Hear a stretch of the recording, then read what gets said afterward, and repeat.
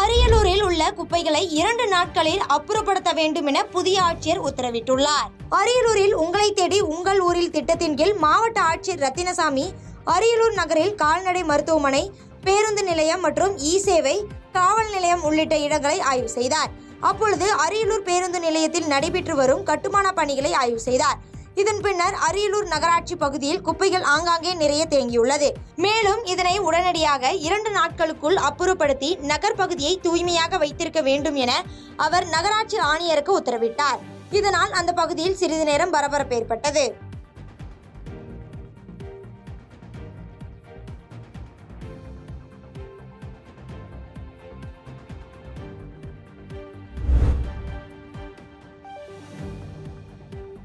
மதுரை தூத்துக்குடி தேசிய நெடுஞ்சாலையில் சாலை மறியல் போராட்டத்தில் ஈடுபட்ட 300க்கும் மேற்பட்ட விவசாயிகள் கைது செய்யப்பட்டுள்ளனர். தூத்துக்குடி மாவட்டத்தில் விளாத்திக்குளம், கோவில்பட்டி வட்டத்தில் பெரும்பாலான மக்கள் விவசாயம் செய்து வருகின்றனர்.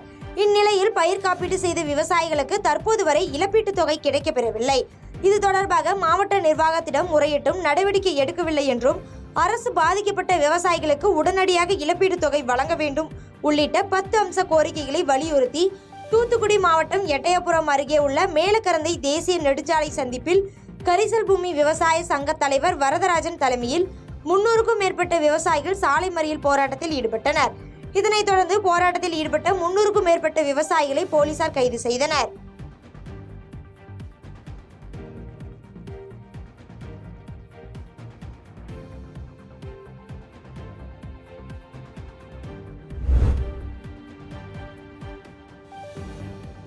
ஜெயங்கொண்டம் அருகே ஆக்கிரமிப்பை அகற்ற பலமுறை கோரிக்கை வைத்தும் எந்த ஒரு நடவடிக்கையும் எடுக்காததால் பொதுமக்கள் கண்டன ஆர்ப்பாட்டத்தில் ஈடுபட்டனர். அரியலூர் மாவட்டம் ஜெயங்கொண்டம் அருகே ஆக்கிரமிப்பை அகற்ற பலமுறை மனுக்களை கொடுத்தும் ஆக்கிரமிப்பை அகற்றாத ஜெயங்கொண்டம் நகராட்சியை கண்டித்து தீரன் நகர் குடியிருப்பு நலசங்கம் மற்றும் கம்யூனிஸ்ட் கட்சியினர் கண்டன ஆர்ப்பாட்டத்தில் ஈடுபட்டனர்.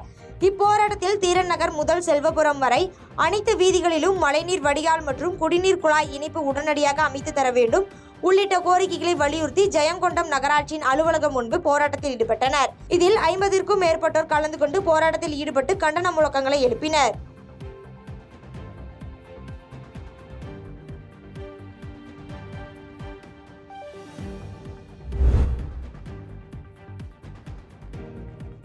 பெரம்பலூரில் குடிநீர் தட்டுப்பாடு ஏற்பட்டுள்ளதால் முறையான குடிநீர் வழங்க கோரி அதிமுகவினர் நகராட்சி ஆணையரிடம் மனு அளித்தனர். பெரம்பலூர் நகராட்சியில் கடந்த சில நாட்களாக பல்வேறு இடங்களில் 25 நாட்களுக்கு ஒருமுறை குடிநீர் விநியோகம் செய்யப்படுவதாகவும் இதனால் பொதுமக்கள் பாதிக்கப்படுவதாக புகார் எழுந்த நிலையில் பெரம்பலூர் மாவட்ட அனைத்திந்திய அண்ணா திராவிட முன்னேற்ற கழகத்தின் சார்பில் மாவட்ட செயலாளர் தமிழ்ச்செல்வன் தலைமையில் பெரம்பலூர் நகராட்சி பொதுமக்களுக்கு முறையாக குடிநீர் விநியோகம் செய்ய வலியுறுத்தி அனைத்திந்திய அண்ணா திராவிட முன்னேற்ற கழகத்தினர் பெரம்பலூர் நகராட்சி ஆணையர் ராமரிடம் மனு அளித்தனர்.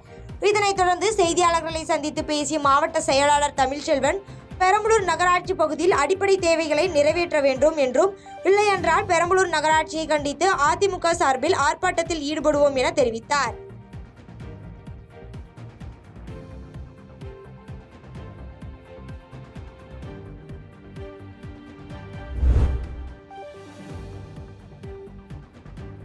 மத்திய பிரதேசத்தைச் சேர்ந்த கர்ப்பிணி பெண்ணை அரிய வகை நோயிலிருந்து மதுரை அரசு ராஜாஜி மருத்துவமனை மருத்துவர்கள் காப்பாற்றியுள்ளனர். மத்திய பிரதேச மாநிலத்தைச் சார்ந்த 26 வயதுடைய பெண் ராஜ்கனி தன் கணவரின் பணி நிமித்தம் காரணமாக கேரள மாநிலம் இடுக்கி மாவட்டத்தில் கணவருடன் வசித்து வருகின்றனர். இந்நிலையில் 3வது முறையாக கர்ப்பமடைந்த நிலையில் வீட்டிலேயே ஆண் குழந்தை பிறந்துள்ளது. இதனையடுத்து வலிப்பு வந்ததன் காரணமாக நெடுங்கண்டம் ஆரம்ப சுகாதார நிலையத்திற்கு அழைத்து செல்லப்பட்டு முதலுதவி அளிக்கப்பட்ட பின்பு தேனி அரசு மருத்துவக் கல்லூரி மருத்துவமனைக்கு அனுப்பி வைக்கப்பட்டுள்ளார். இதன் பின்னர் அங்கு சிகிச்சை பெற்று வந்த ராஜ்கனிக்கு உயர் இரத்த அழுத்த காரணமாக வலிப்பு நோய் கண்டறியப்பட்டு அதற்கான சிகிச்சை அளிக்கப்பட்டு வந்த நிலையில் மதுரை அரசு ராஜாஜி மருத்துவமனைக்கு மேல் சிகிச்சைக்காக அனுப்பி வைக்கப்பட்டார். இதனைத் தொடர்ந்து பல்வேறு மருத்துவ பரிசோதனைகளுக்கு பிறகு அவருக்கு குயிலன் பாறை நோய் தாக்கம் கண்டறியப்பட்டு அதற்கான உரிய சிகிச்சை அளிக்கப்பட்டுள்ளன. தற்போது நோயாளியின் உடல்நிலையில் நல்ல முன்னேற்றம் ஏற்பட்டும் தாயும் செய்யும் நலமாக உள்ளதாக மதுரை அரசு ராஜாஜி மருத்துவமனை முதல்வர் டாக்டர் தர்மராஜ் கூறியுள்ளார்.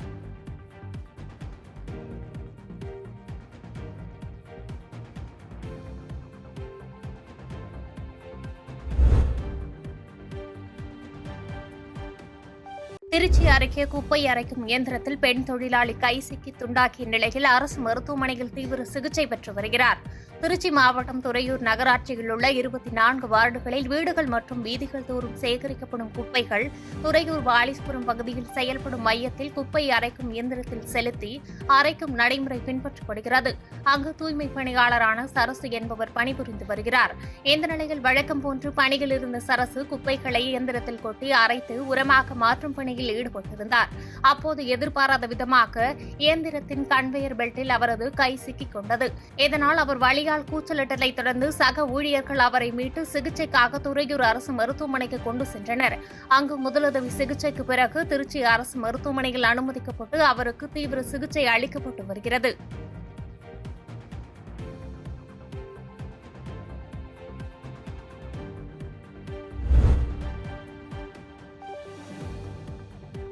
செங்கம் அருகே நடைபெற்ற கலைஞர் சிறப்பு மருத்துவ முகாமை சட்டமன்ற உறுப்பினர் குத்துவிளக்கேற்றி தொடங்கி வைத்து சிறப்பித்தார். திருவண்ணாமலை மாவட்டம் செங்கம் அடுத்த தாழையூத்து ஊராட்சியில் கலைஞர் சிறப்பு மருத்துவ முகாம் நடைபெற்றது. இதில் சிறப்பு அழைப்பாளராக கலந்து கொண்ட செங்கம் சட்டமன்ற உறுப்பினர் மூப்பைகிரி குத்துவிளக்கேற்றி மருத்துவ முகாமை தொடங்கி வைத்தார். தொடர்ந்து நிகழ்ச்சியில் பேசிய அவர், மருத்துவமனைக்கு செல்லாமல் வீட்டில் இருக்கும் பெண்களை பாதுகாக்கும் வகையில் ஏற்படுத்திய மருத்துவ முகாமில் அதிக அளவு பெண்களை கலந்து கொண்டு உள்ளனர் என்றும், முன்னாள் முதலமைச்சர் கலைஞர் கருணாநிதி கிராமம் தோறும் மருத்துவ முகாம் ஏற்படுத்திய நோக்கம் ஜெயித்துவிட்டதாக தெரிவித்தார்.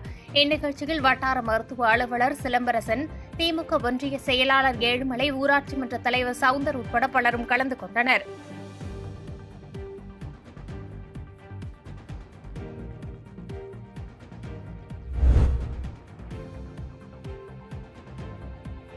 மத்தியில் பாஜக அரசு கொண்டு வந்துள்ள 3 புதிய குற்றவியல் சட்டங்களை திரும்பப் பெற வலியுறுத்தி தமிழகம் முழுவதும் ஆர்ப்பாட்டம் நடைபெற்று வருகிறது. அந்த வகையில் திருப்பத்தூர் நகராட்சி பாரத ஸ்டேட் வங்கி எதிரில் அனைத்து தொழிற்சங்கங்களின் கூட்டமைப்பின் LPF சங்க அமைப்பாளர் தேவராஜ், CITU கேசவன் மற்றும் வேணுகோபால், திருப்பத்தூர் நகராட்சி பாரத ஸ்டேட் வங்கி எதிரில் அனைத்து தொழிற்சங்கங்களின் கூட்டமைப்பின் LPF சங்க அமைப்பாளர் தேவராஜ், CITU கேசவன் உள்ளிட்டோர் தலைமையில் கண்டன ஆர்ப்பாட்டம் நடைபெற்றது. இதில் 3 குற்றவியல் சட்டங்களை உடனடியாக திரும்பப் பெற வலியுறுத்தி கண்டன கோஷங்கள் எழுப்பப்பட்டது. மேலும் தொழிலாளர் விரோத சட்ட தொகுப்புகள் 4ஐயும் திரும்பப் பெற வேண்டும் என்று வலியுறுத்தப்பட்டது.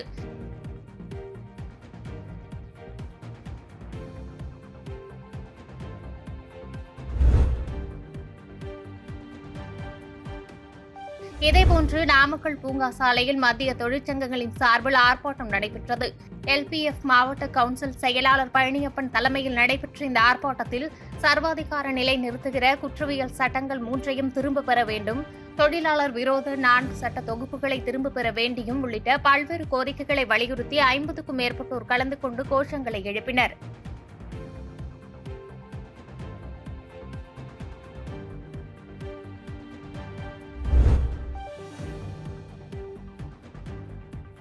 அச்சிறுபாக்கம் அருகே பழமை வாய்ந்த ஐயனாரப்பன் கோவில் கும்பாபிஷேக விழா வெகு விமர்சையாக நடைபெற்றது. செங்கல்பட்டு மாவட்டம் அச்சிறுபாக்கம் அடுத்த வெங்கடேசபுரம் கிராமத்தில் உள்ள பழமை வாய்ந்த ஐயனாரப்பன் கோயில் கும்பாபிஷேகம் செய்வதற்காக புதுப்பிக்கப்பட்டு பஞ்ச வர்ணங்கள் பூசி கட்டி முடிக்கப்பட்டது. இதனைத் தொடர்ந்து இக்கோவிலின் மகா கும்பாபிஷேக விழா இன்று காலை நடைபெற்றது. முன்னதாக மங்கள இசையுடன் 4ஆம் கால யாக பூஜை, கடம் புறப்பாடு உள்ளிட்ட நிகழ்ச்சிகள் நடைபெற்று முடிந்து கோவில் கோபுர கலசத்திற்கு யாக பூஜையில் வைத்து பூஜிக்கப்பட்ட புனித நீரினை சிவாச்சாரியார்கள் ஊற்றி கும்பாபிஷேகம் செய்தனர். தொடர்ந்து கும்பாபிஷேக விழாவில் கலந்து கொண்ட திரளான பக்தர்கள் மீது புனித நீர் தெளிக்கப்பட்டது.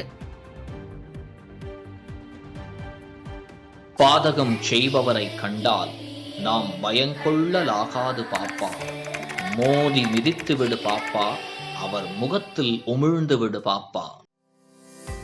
அண்மை செய்திகளை உடனுக்குடன் தெரிந்து கொள்ள இணைந்திருங்கள் இயம்நாடு தொலைக்காட்சியுடன்.